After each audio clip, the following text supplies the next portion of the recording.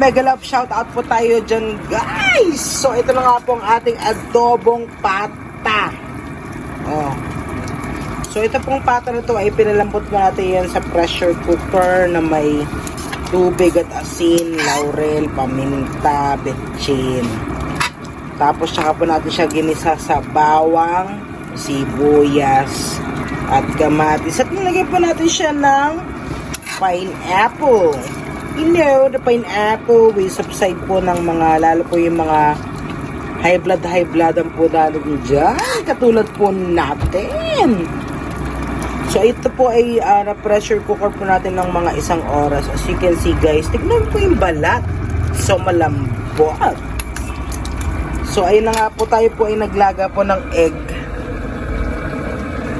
Meron po tayo ditong daon na sibuyas.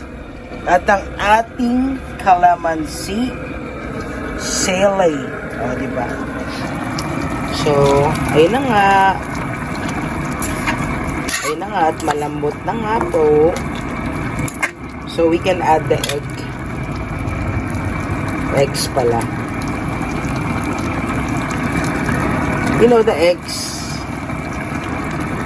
Yan po ang the eggs.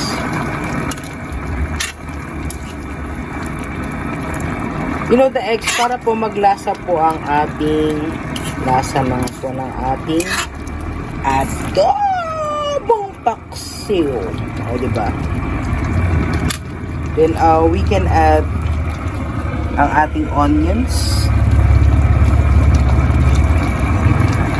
So, this is pata pork steak ala paksiw. Ano daw yun? Eh, syempre, dahan-dahanin po natin para po medyo mas malasap ang lasa ng ating onions.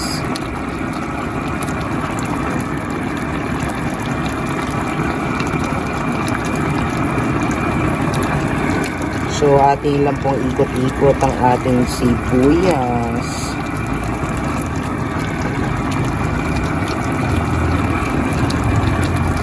O, diba? Ay, napakasarap po niyan, mga kapsat.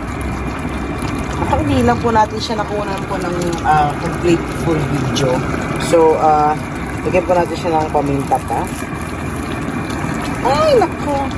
Sabi nga nila, mas maanghang ay mas masarap. Wala na po tayo iba pa pong nailagay kundi po ang egg. Egg that does everything. Ano daw yun? Then we have the calamansi. You know, ito po yung sekreto ng mga guwapong nagluluto. Kaya nga po siya pork steak ala paksiw. Then we can add ang ating babuyo. Alam mo, ang dami, Kung yan pa lang po ay suwabing-suwabe na mga kaibigan, mga kapatid. So, yan po ay lulutuin lang po natin mga ilang minuto. Then, after a few minutes later, ay meron naman po tayo dyan pang only rice, mga kapatid, mga kaibigan. Eh, syempre, kailangan meron tayo dyan bling, bling, bling, bling, bling, bling. O, diba?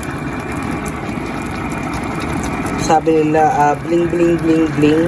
Pero yan po talaga ang mas nagpapasarap sa pagkain po natin. So, simmer lang po natin siya ng mga ilang few minutes later and you know what will happen, guys.